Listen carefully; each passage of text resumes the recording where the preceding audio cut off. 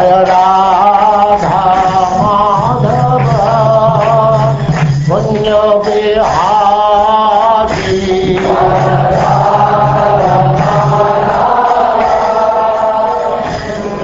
And now chapter 16. Krishna chastises the serpent Kaliya.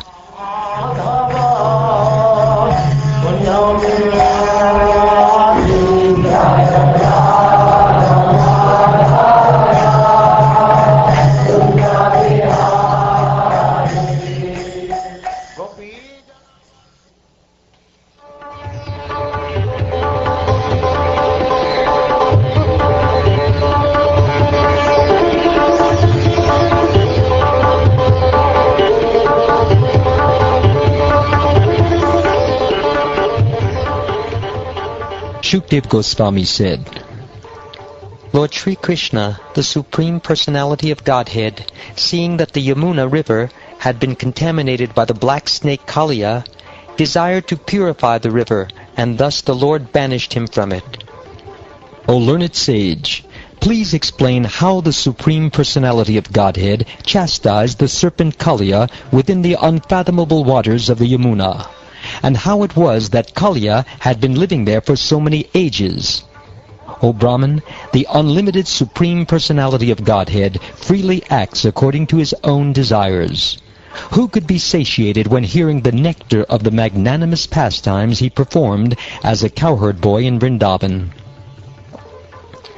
Within the river Kalindi, or Yamuna, was a lake inhabited by the serpent Kalia, whose fiery poison constantly heated and boiled its waters. Indeed, the vapors thus created were so poisonous that birds flying over the contaminated lake would fall down into it. The wind blowing over that deadly lake carried droplets of water to the shore. Simply by coming in contact with that poisonous breeze, all vegetation and creatures on the shore died. Lord Krishna saw how the Kaliya serpent had polluted the Yamuna river with his terribly powerful poison. Since Krishna had descended from the spiritual world specifically to subdue envious demons, the Lord immediately climbed to the top of a very high kadamba tree and prepared himself for battle. He tightened his belt, slapped his arms, and then jumped into the poisonous water. When the Supreme Personality of Godhead landed in the serpent's lake, the snakes there became extremely agitated and began breathing heavily, further polluting it with volumes of poison. The force of the Lord's entrance into the lake caused it to overflow on all sides, and poisonous, fearsome waves flooded the surrounding lands up to a distance of 100 bow lengths. This is not at all amazing, however, for the Supreme Lord possesses infinite strength. Krishna began sporting in Kaliya's lake like a lordly elephant, swirling his mighty arms and making the water resound in various ways. When Kaliya heard these sounds, he understood that someone was trespassing in his lake. The serpent could not tolerate this and immediately came forward.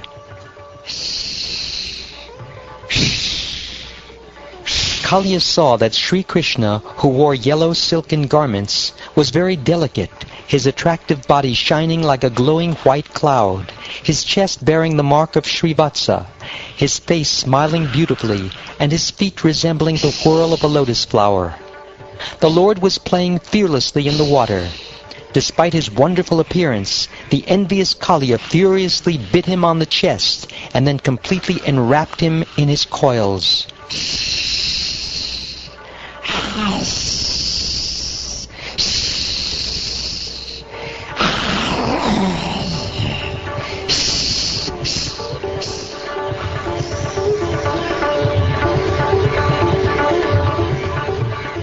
When the members of the cowherd community, who had accepted Krishna as their dearmost friend, saw him enveloped in the snake's coils, motionless, they were greatly disturbed. They had offered Krishna everything, their very selves, their families, their wealth, wives, and all pleasures. At the sight of the Lord in the clutches of the Kalia snake, their intelligence became deranged by grief, lamentation, and fear, and thus they fell to the ground. the cows, bulls, and female calves, in great distress, called out piteously to Krishna. Fixing their eyes on him, they stood still in fear, as if ready to cry, but too shocked to shed tears. In the Vrindavan area, there then arose all three types of fearful omens, those on the earth, those in the sky, and those in the bodies of living creatures, which announced imminent danger. Seeing the inauspicious omens, Nanda Maharaj and the other cowherd men were fearful, for they knew that Krishna had gone to herd the cows that day without his elder brother, Balaram. Because they had dedicated their minds to Krishna, accepting him as their very life, they were unaware of his great power and opulence. Thus they concluded that the inauspicious omens indicated he had met with death, and they were overwhelmed with grief, lamentation, and fear. All the inhabitants of Vrindavan, including the children, women, and elderly persons, thought of Krishna just as a cow thinks of her helpless young calf, and thus these poor suffering people rushed out of the village, intent upon finding him. The Supreme Lord Balaram, the master of all transcendental knowledge, smiled and said nothing when he saw the residents of Vrindavan in such distress, since he understood the extraordinary power of his younger brother. The residents hurried toward the banks of the Yamuna in search of their dearmost Krishna, following the path marked by his footprints, which bore the unique signs of the personality of Godhead. The footprints of Lord Krishna, the master of the entire cowherd community, were marked with the lotus flower, barley corn, elephant goad, thunderbolt, and flag. My dear King Parikshit, seeing his footprints on the path among the cows' hoofprints, the residents of Vrindavan rushed along in great haste. As they hurried along the path to the bank of the Yamuna river, they saw from a distance that Krishna was in the lake, motionless within the coils of the black serpent. They further saw that the cowherd boys had fallen unconscious, and that the animals were standing on all sides, crying out for Krishna. Seeing all this, the residents of Vrindavan were overwhelmed with anguish and confusion.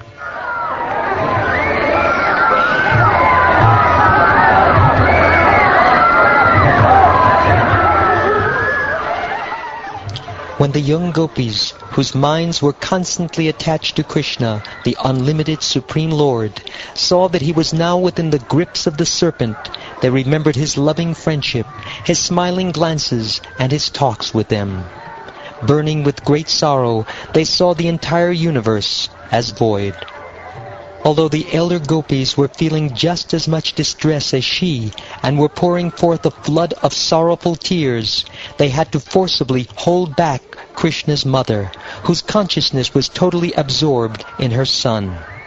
Standing like corpses, with their eyes fixed upon his face, these gopis each took turns recounting the pastimes of the darling of Vraja. Lord Balaram then saw that Nanda Maharaj and the other cowherd men, who had dedicated their very lives to Krishna, were beginning to enter the serpent's lake. As the Supreme Personality of Godhead, Lord Balaram fully knew Lord Krishna's actual power, and therefore he restrained them. The Lord remained for some time within the coils of the serpent, imitating the behavior of an ordinary mortal. But when he understood that the women, children, and other residents of his village of Gokul were in acute distress because of their love for him, their only shelter and goal in life, he immediately rose up from the bonds of the Kalia serpent. His coils tormented by the expanding body of the Lord, Kalia released him. In great anger, the serpent then raised his hoods high and stood still, breathing heavily. His nostrils appeared like vessels for cooking poison, and the staring eyes in his face like firebrands. Thus the serpent looked at the Lord. Again and again, Kalia licked his lips with his bifurcated tongues as he stared at Krishna with a glance full of terrible, poisonous fire.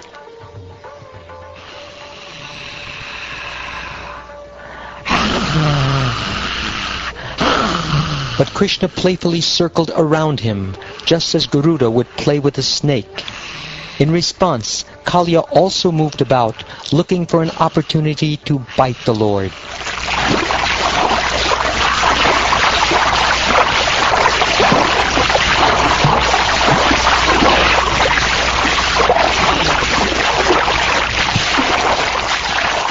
Having severely depleted the serpent's strength with his relentless circling, Sri Krishna, the origin of everything, pushed down Kaliya's raised shoulders and mounted his broad serpentine heads.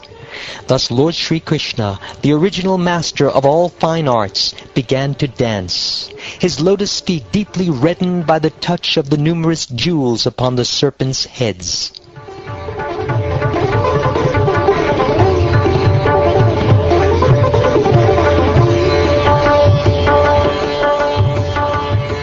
Seeing the Lord dancing, his servants in the heavenly planets, the Gandharvas, Siddhas, sages, Charanas, and wives of the demigods, immediately arrived there. With great pleasure they began accompanying the Lord's dancing by playing drums such as mridangas, panavas, and anakas. They also made offerings of songs, flowers, and prayers. My dear king, Kalia had 101 prominent heads, and when one of them would not bow down, Lord Sri Krishna, who inflicts punishment on cruel wrongdoers, would smash that stubborn head by striking it with his feet. Then as Kalia entered his death throes, he began wheeling his heads around and vomiting ghastly blood from his mouths and nostrils. The serpent thus experienced extreme pain and misery.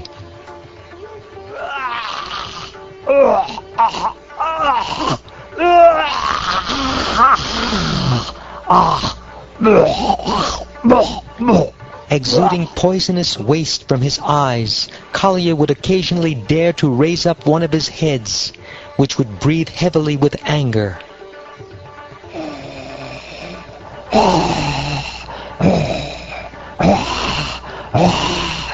Then the Lord would dance on it and subdue it, forcing it to bow down with his foot. The demigods took each of these exhibitions as an opportunity to worship him, the primeval personality of Godhead, with showers of flowers.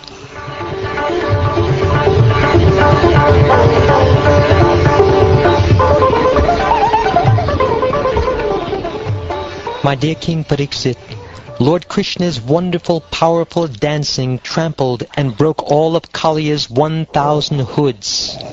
Then the serpent, profusely vomiting blood from his mouths, finally recognized Sri Krishna to be the eternal personality of Godhead, the supreme master of all moving and non-moving beings, Sri Narayan. Thus within his mind, Kalia took shelter of the Lord.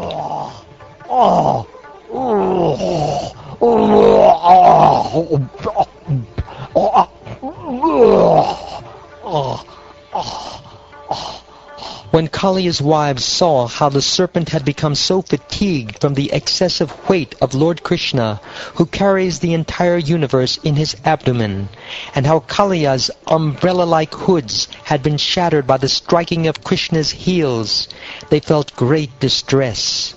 With their clothing, ornaments, and hair scattered in disarray, they then approached the eternal personality of Godhead.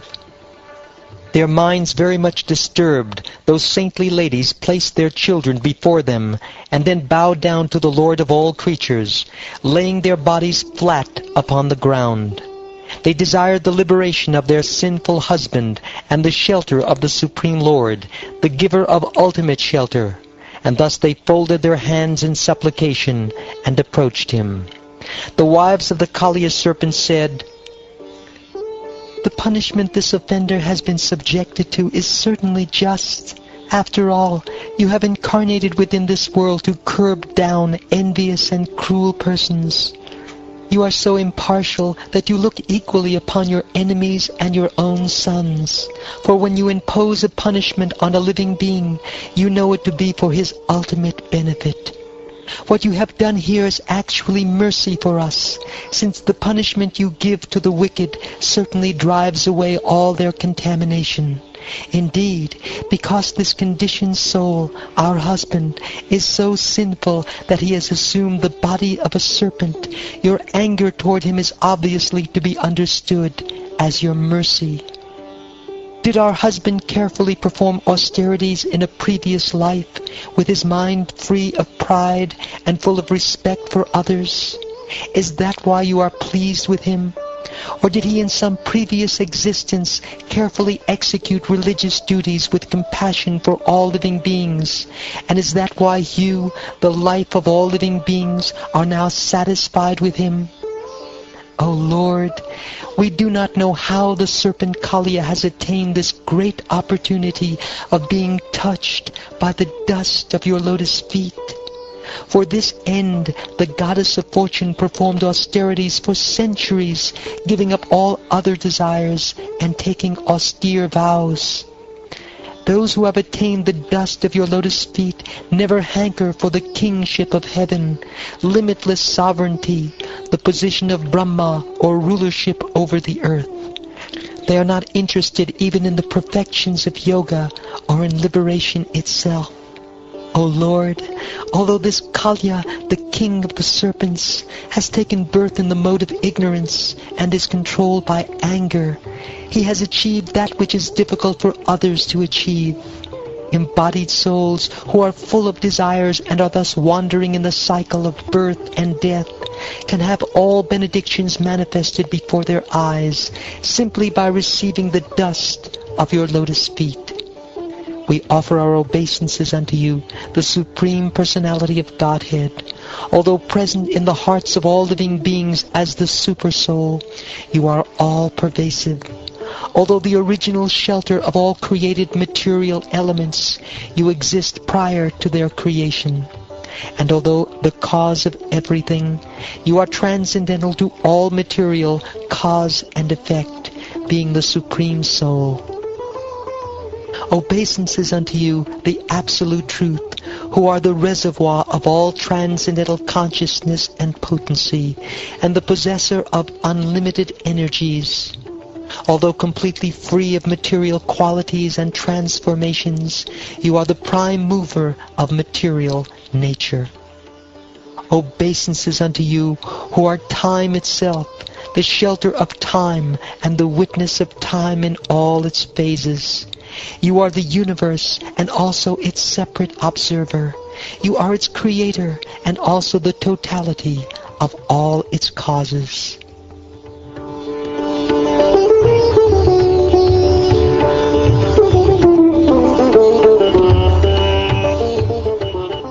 Obeisances unto you, who are the ultimate soul of the physical elements, of the subtle basis of perception, of the senses, of the vital air of life, and of the mind, intelligence, and consciousness. By your arrangement, the infinitesimal spirit souls falsely identify with the three modes of material nature, and their perception of their own true self thus becomes clouded. We offer our obeisances unto you, the unlimited Supreme Lord, the supremely subtle one, the omniscient personality of Godhead, who are always fixed in unchanging transcendence, who sanction the opposing views of different philosophies, and who are the power upholding expressed ideas and the words that express them.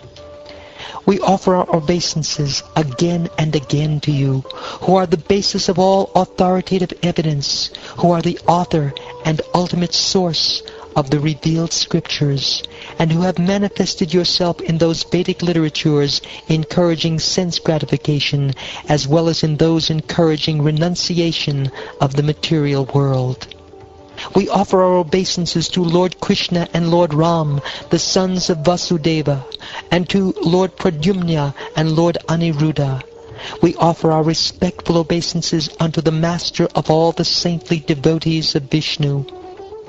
Obeisances unto you, O Lord, who manifest varieties of material and spiritual qualities. You disguise yourself with the material qualities, and yet the functioning of those same material qualities ultimately reveals your existence. You stand apart from the material qualities as a witness and can be fully known only by your devotees. O Lord Rishikesha, Master of the senses, please let us offer our obeisances unto you, whose pastimes are inconceivably glorious. Your existence can be inferred from the necessity for a creator and revealer of all cosmic manifestations. But although your devotees can understand you in this way, to the non-devotees you remain silent, absorbed in self-satisfaction. Obeisances unto you, who know the destination of all things, superior and inferior, and who are the presiding regulator of all that be. You are distinct from the universal creation, and yet you are the basis upon which the illusion of material creation evolves, and also the witness of this illusion. Indeed, you are the root cause of the entire world. O Almighty Lord, although you have no reason to become involved in material activity, still you act through your eternal potency of time to arrange for the creation, maintenance, and destruction of this universe. You do this by awakening the distinct functions of each of the modes of nature which, before the creation, lie dormant. Simply by your glance, you perfectly execute all these activities of cosmic control in a sporting mood. Therefore, all material bodies throughout the three worlds, those that are peaceful in the mode of goodness, those that are agitated in the mode of passion, and those that are foolish in the mode of ignorance, all are your creations. Still, those living entities whose bodies are in the mode of goodness are especially dear to you, and it is to maintain them and protect their religious principles that you are now present on the earth. At least once a master should tolerate an offense committed by his child or subject. O Supreme Peaceful Soul, you should therefore forgive our foolish husband, who did not understand who you are. O Supreme Lord, please be merciful. It is proper for the saintly to feel compassion for women like us. This serpent is about to give up his life. Please give us back our husband, who is our life and soul. Now please tell us, your maidservants, what we should do. Certainly anyone who faithfully executes your order is automatically freed from all fear.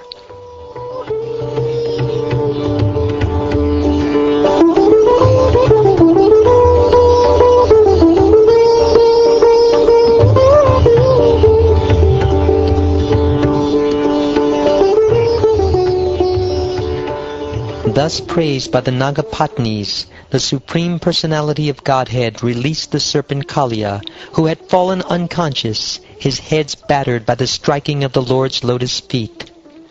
Kalia slowly regained his vital force and sensory functions. Then, breathing loudly and painfully, the poor serpent addressed Lord Krishna, the Supreme Personality of Godhead, in humble submission. He said, Our very birth as a snake has made us envious, ignorant, and constantly angry.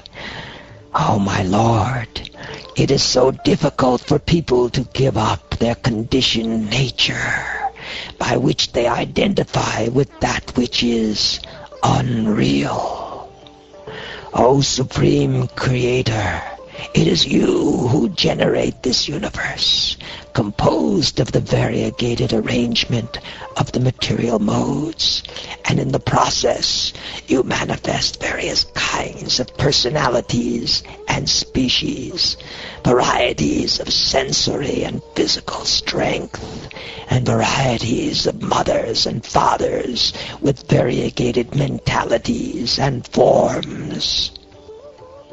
O Supreme Personality of Godhead, among all the species within your material creation, we serpents are by nature always enraged, being thus deluded by your illusory energy, which is very difficult to give up. How can we possibly give it up on our own?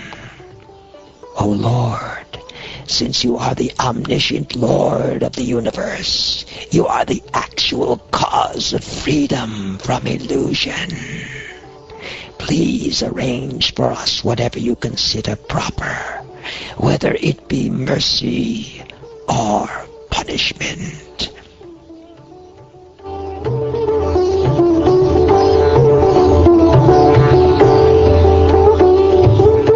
After hearing Kaliya's words, the Supreme Personality of Godhead, who was acting the role of a human being, replied, O serpent, you may not remain here any longer. Go back to the ocean immediately, accompanied by your retinue of children, wives, other relatives, and friends. Let this river be enjoyed by the cows and humans. If a mortal being attentively remembers my command to you to leave Vrindavan and go to the ocean, and narrates this account at sunrise and sunset, he will never be afraid of you. If one bathes in this place of my pastimes and offers the water of this lake to the demigods and other worshipable personalities, or if one observes a fast and duly worships and remembers me, he is sure to become free from all sinful reactions. Out of fear of Garuda, you left Ramanaka Island and came to take shelter of this lake. But because you are now marked with my footprints, Garuda will no longer try to eat you.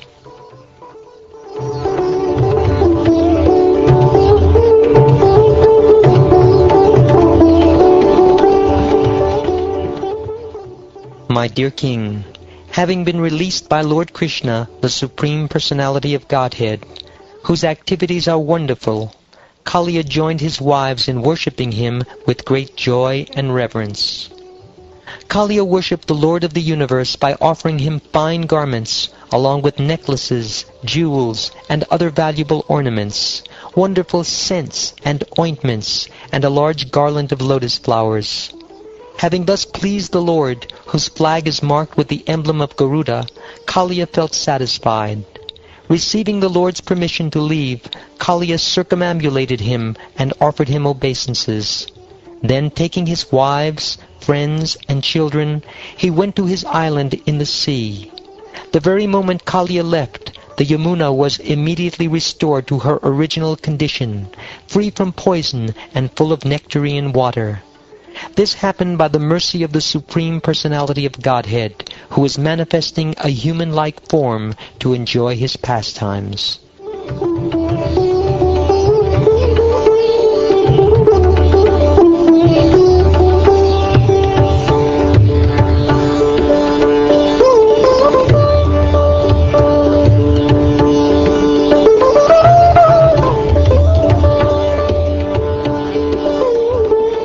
Thus ends the 16th chapter of the 10th canto of the Srimad Bhagavatam, entitled Krishna Chastises the Serpent Kaliya.